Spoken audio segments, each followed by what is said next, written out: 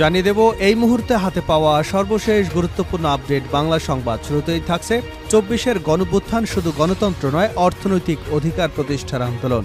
বিএনপির স্থায়ী কমিটির সদস্য ডক্টর আব্দুল মঈন খান বলেছেন, জুলাই আগস্টের ছাত্র জনতার আন্দোলন ছিল স্বৈরাচারী শেখ হাসিনার বিরুদ্ধে মানুষের অধিকার প্রতিষ্ঠার আন্দোলন। এটি শুধু গণতান্ত্রিক অধিকার নয়, অর্থনৈতিক অধিকার প্রতিষ্ঠার আন্দোলন। এবারে জানাবো আবারও ৪ দিনের রিমান্ডে কামরুল ইসলাম। কামরাঙ্গীরচর থানার পৃথক ২ মামলায় সাবেক খাদ্যমন্ত্রী কামরুল ইসলামের বিরুদ্ধে ২ দিন করে মোট ৪ দিনের রিমান্ড মঞ্জুর করেছেন আদালত। এদিন শুনানিকালে আদালতে তাকে হাজির করা হয়। তার পক্ষে আইনজীবী রিমান্ড বাতিল চেয়ে জামিন আবেদন করেন। রাষ্ট্রপক্ষে ঢাকা মহানগর পাবলিক প্রসিকিউটর ওমর ফারুকে রিমান্ড মঞ্জুরের পক্ষে শুনানি করেন। শুনানি শেষে আদালত তার ২ দিন করে মোট ৪ দিনের রিমান্ডের আদেশ দেন। জানাবো বরিশালে ছাত্রদলের প্রতিষ্ঠা বার্ষিকীতে ২ গ্রুপের সংঘর্ষ। বরিশালের জাতীয়তাবাদী ছাত্রদলের প্রতিষ্ঠা বার্ষিকীতে ২ গ্রুপের সংঘর্ষের ঘটনা ঘটেছে। এতে বেশ কয়েকজন আহত হয়েছেন। বুধবার দুপুর 12:30টার দিকে নগরীর সদর রোডে ছাত্রদলের ৪৬তম প্রতিষ্ঠা বার্ষিকী উপলক্ষে আয়োজিত র্যালিতে এ ঘটনা ঘটে। এদিকে বই বিতরণ নিয়েও ষড়যন্ত্র হচ্ছে শিক্ষা উপদেষ্টা।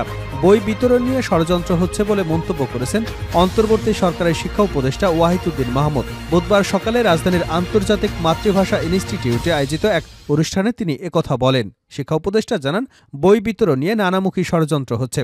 ষড়যন্ত্রকারীরা বই বিতরণে নানাভাবে বাধা দিয়েছে। যারা এসব করেছে তাদের তথ্য সংগ্রহ করা হচ্ছে। এ সময় নতুন বছরের প্রথম দিনে দেশের সব শিক্ষার্থীদের হাতে নতুন বই তুলে দিতে না পারায় শিক্ষার্থী এবং অভিভাবকদের কাছে দুঃখ প্রকাশ করেন তিনি। এবারে থাকছে ভাঙ্গায় বাস ট্রাকের মুখোমুখি সংঘর্ষে নিহত ২। ফরিদপুরের ভাঙ্গায় যাত্রীবাহী বাসের সাথে ট্রাকের মুখোমুখি সংঘর্ষে ট্রাকের চালকসহ ২ জন মারা গেছেন। আহত হয়েছেন আরও অন্তত ৩ জন।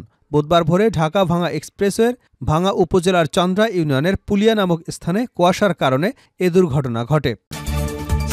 এবং সর্বশেষ জানাবো আন্তর্জাতিক সংবাদ। ইসরায়েলে ব্যাপক হামলা হাউথিদের।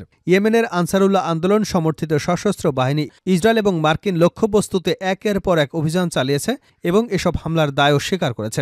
দেশটির সামরিক বাহিনীর মুখপাত্র ব্রিগেডিয়ার জেনারেল ইয়াহিয়া সারি মঙ্গলবার বলেন, ইয়েমেনি ক্ষেপণাস্ত্র ইউনিটগুলো ফিলিস্তিন 2 হাইপারসোনিক ব্যালিস্টিক ক্ষেপণাস্ত্র দিয়ে তেল আবিবের ২০ কিলোমিটার দক্ষিণ পূর্বে অবস্থিত বেন গুরিয়ান আন্তর্জাতিক বিমানবন্দরকে লক্ষ্য করে হামলা চালায়। এতক্ষণ শিরোনাম শুনছিলেন, এবার বিস্তারিত। প্রিয় দর্শক, আপনি যদি এই চ্যানেলে নতুন হয়ে থাকেন, ভিডিওটি দেখতে দেখতে চ্যানেলটি সাবস্ক্রাইব করে আমাদের সঙ্গে থাকুন। আর এই ভিডিও সম্পর্কে আপনি আপনার মূল্যবান মতামতটি কমেন্ট বক্সে জানিয়ে দিন। আর হ্যাঁ প্রিয় দর্শক, জানিয়ে দিন ভিডিওটি কোথা থেকে দেখছেন।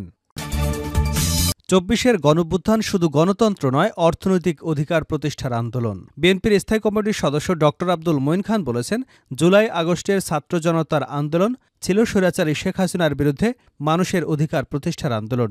এটি শুধু গণতান্ত্রিক অধিকার নয়, অর্থনৈতিক অধিকার প্রতিষ্ঠার আন্দোলন। বুধবার বেলা ১১টায় শেরেবাংলা নগরে জিয়াউর রহমানের কবরে শ্রদ্ধা নিবেদন শেষে সাংবাদিকদের একথা বলেন তিনি। ডক্টর মঈন খান বলেন, ছাত্র জনতার রক্তের বিনিময়ে অনেকে বলেন দ্বিতীয় স্বাধীনতা। আমি বলি, মানুষের মুক্তির যে আন্দোলন, জুলাই আগস্টের সে আন্দোলনে স্বৈরাচারী শেখ হাসিনা কাপুরুষের মতো দেশ ছেড়ে পালিয়েছেন। বাংলাদেশের গণতন্ত্রকামী মানুষের এই যে ইতিহাস, সেই ইতিহাস কিন্তু আজকের এই নতুন ইতিহাস নয়। ১৯৪৮ সালে ঢাকা বিশ্ববিদ্যালয়ের কার্জন হলে তখনকার পাকিস্তান গভর্নর জেনারেলের বিরুদ্ধে রুখে দাঁড়িয়েছিল। বিএনপির অন্যতম এই সিনিয়র নেতা বলেন, সেই আন্দোলনে দেশের ছাত্রদের সঙ্গে আমরা বিএনপি শুধু নয়, বাংলাদেশের সকল গণতন্ত্রকামী রাজনৈতিক দল, ছাত্রদল গুরুত্বপূর্ণ ভূমিকা পালন করেছিল। তারা কিন্তু কোনো রাজনৈতিক পরিচয় সেখানে যায়নি, তারা গিয়েছিল ছাত্র পরিচয়ে। নতুন বছরের প্রত্যাশা জানতে চাইলে তিনি বলেন, এই নতুন প্রজন্ম সত্যিকার অর্থে সুশিক্ষিত হতে ক্লাসরুমে ফিরে যাবে। যারা লেখাপড়া সম্পন্ন করেনি তারা সম্পন্ন করবে। দেশ পরিচালনা যে গুরুদায়িত্ব, তার জন্য প্রস্তুতি নেবে। তারা প্রস্তুতি নিয়ে এসে জনগণের ভোট নিয়ে এসে সঠিক পথে, ন্যায়ের পথে, সত্যের পথে পরিচালনা করবে। এটাই আমাদের প্রত্যাশা। তিনি আরও বলেন, একথা বলার অপেক্ষা রাখে না, এদেশ কিন্তু নতুন প্রজন্মের দেশ। তারা এদেশের নেতৃত্ব ভবিষ্যতে গ্রহণ করবে, এটা কিন্তু কারো বলে দেওয়ার অপেক্ষা রাখে না। এটাই প্রকৃতির নিয়ম, একজন যাবে আরেকজন আসবে। এই আত্মবিশ্বাস বাংলাদেশের নতুন প্রজন্মের কাছে আমাদের রয়েছে। আবারও ৪ দিনের রিমান্ডে কামরুল ইসলাম। কামরাঙ্গীরচর থানার পৃথক ২ মামলায় সাবেক খাদ্যমন্ত্রী কামরুল ইসলামের 2 দিন করে 4 দিনের রিমান্ড মঞ্জুর করেছেন আদালত। বুধবার সকালে ঢাকা মেট্রোপলিটন ম্যাজিস্ট্রেট বেলাল হোসেনের আদালত শুনানি শেষে রিমান্ড আদেশ দেন। এর আগে মামলার 2 তদন্ত কর্মকর্তা কামরাঙ্গীরচর থানার উপপরিদর্শক জাহিদ হাসান ও পলাশ চন্দ্র দাস তার 10 দিন করে মোট 20 দিনের রিমান্ড আবেদন করেন। এদিন শুনানিকালে তাকে আদালতে হাজির করা হয়। তার পক্ষের আইনজীবী রিমান্ড বাতিল চেয়ে জামিন আবেদন করেন। রাষ্ট্রপক্ষে ঢাকা মহানগর পাবলিক প্রসিকিউটর ওমর ফারুকে রিমান্ড মঞ্জুরের পক্ষে শুনানি করেন। শুনানি শেষে আদালত তার 2 দিন করে মোট 4 দিনের রিমান্ড আদেশ দেন। মামলার অভিযোগে বলা হয়, বাদী সগির আহমেদ সুজনের বাড়ি ভাঙচুরের হাত থেকে বাঁচাতে তার কাছ থেকে 1 কোটি টাকা চাঁদা দাবি করেছিলেন কামরুল ইসলাম। সগির আহমেদ একজনের মাধ্যমে তাকে 20 লাখ টাকা চাঁদা দেন। চাঁদা দাবির বাকি টাকা দিতে অস্বীকার করায় কামরুলের নির্দেশে মামলার অপর আসামিরা গত 24শে সেপ্টেম্বর তার বাড়িতে ঢুকে জিনিসপত্র ভাঙচুর করা সহ মালামাল লুট করে নিয়ে যায়। এ ঘটনায় সগির আহমেদ গত 4 সেপ্টেম্বর সাবেক খাদ্যমন্ত্রী কামরুল ইসলাম, সাবেক মেয়র ফজলেনুর তাপস সহ 14 জনের নাম উল্লেখ করে 150 জনকে অজ্ঞাতনামা আসামি করে আদালতে মামলা দায়ের করেন। কামরুলের বিরুদ্ধে কামরাঙ্গীরচর থানায় 10 লাখ টাকার চাঁদাবাজির অভিযোগে আরেকটি মামলা করেন আলী আহমদ নামের এক ব্যক্তি। 4 সেপ্টেম্বর আদালতে এ মামলার আবেদন করেন তিনি। আদালত মামলাটি এজাহার হিসেবে গ্রহণ করতে কামরাঙ্গীরচর থানাকে আদেশ দেন। মামলায় সাবেক খাদ্যমন্ত্রী কামরুল ইসলাম ছাড়াও 11 জনের নাম উল্লেখ করে 25 জনকে অজ্ঞাতনামা আসামি করা হয়। গত 18 নভেম্বর রাতে রাজধানীর উত্তরার 12 নম্বর সেক্টর থেকে কামরুল ইসলামকে গ্রেপ্তার করে ঢাকা মহানগর গোয়েন্দা পুলিশ।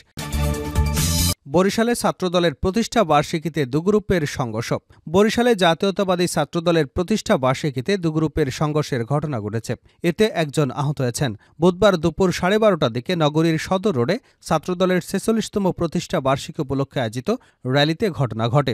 প্রতিষ্ঠা বার্ষিকীকে কেন্দ্র করে বরিশাল মহানগর জেলা ছাত্রদল পৃথক সমাবেশ ও র্যালি করে। এতে অংশ নেন ছাত্রদল, যুবদল সহ কেন্দ্রীয় ও স্থানীয় বিএনপি নেতারা। বই বিতরণ নিয়ে ষড়যন্ত্র হচ্ছে, শিক্ষা উপদেষ্টা।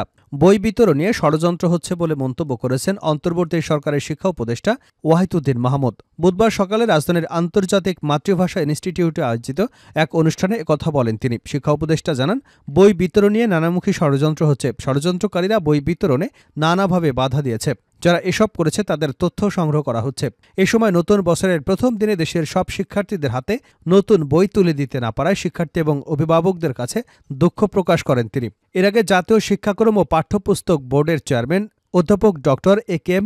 রিয়াজুল হাসান বলেন, 441টি বই মাত্র 2.5 মাসে আমরা পরিমার্জন করেছি।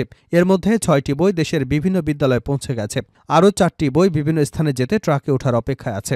এনটিবিসি চেয়ারম্যান আরও বলেন, প্রাথমিক ও 10ম শ্রেণীর সব বই আগামী 5 জানুয়ারি, মাধ্যমিকের 8টি বই 10 জানুয়ারি এবং সব বই 20 জানুয়ারির মধ্যে প্রতিষ্ঠানগুলোতে পাঠানোর চেষ্টা করব। এবছর প্রায় 41 কোটি নতুন বই বিতরণ করা হবে বলেও জানিয়েছেন তিনি। শেষ করছে আন্তর্জাতিক সংবাদ দিয়ে। ইসরায়েলে ব্যাপক হামলা হাউসিদের। ইয়েমেনের আনসারুল্লাহ আন্দোলন সমর্থিত সশস্ত্র বাহিনী ইসরায়েল এবং মার্কিন লক্ষ্যবস্তুতে একের পর এক অভিযান চালিয়েছে এবং এসব হামলার দায় স্বীকার করেছে। দেশটির সামরিক বাহিনীর মুখপাত্র ব্রিগেডিয়ার জেনারেল ইয়াহিয়া সারি মঙ্গলবার বলেন, ইয়েমেনি ক্ষেপণাস্ত্র ইউনিটগুলো ফিলিস্তিন 2 হাইপারসনিক ব্যালিস্টিক ক্ষেপণাস্ত্র দিয়ে তেল আবিবের 20 কিলোমিটার দক্ষিণ পূর্বে অবস্থিত বেন গুরিয়ান আন্তর্জাতিক বিমানবন্দরকে লক্ষ্য করে হামলা চালায়। এছাড়া ইয়েমেনি বাহিনী জুলফিকার ব্যালিস্টিক ক্ষেপণাস্ত্র ব্যবহার করে অধিকৃত আল কুদসের দক্ষিণে একটি বিদ্যুৎ কেন্দ্রে হামলা চালায়। জুলফিকার ক্ষেপণাস্ত্রের রাডার ফাঁকি দিতে সক্ষম এবং উচ্চ মাত্রার ম্যানুভার করতে পারে। এই ক্ষেপণাস্ত্রের পাল্লা 2000 কিলোমিটারেরও বেশি। সারি উল্লেখ করেন, প্রতিশোধমূলক এসব হামলা সফল এবং কাঙ্ক্ষিত লক্ষ্য অর্জিত হয়েছে। এদিকে ইয়েমেনে নৌবাহিনী, ক্ষেপণাস্ত্র বাহিনী এবং ড্রোন ইউনিট মার্কিন নৌবাহিনীর ইউএসএস হ্যারি এবং ট্রুমান বিমানবাহিনী যুদ্ধজাহাজের বিরুদ্ধে অভিযান চালিয়েছে। সারি জানান, এই হামলায় বহু সংখ্যক কামিকাজে ড্রোনের পাশাপাশি ক্রুজ ক্ষেপণাস্ত্র ব্যবহার করা হয়। মার্কিন বাহিনী ইয়েমেনের বিরুদ্ধে একটি বড় বিমান হামলা চালানোর প্রস্তুতি নিচ্ছিল বলে খবর পাওয়ার পর এ হামলা চালানো হয়েছে।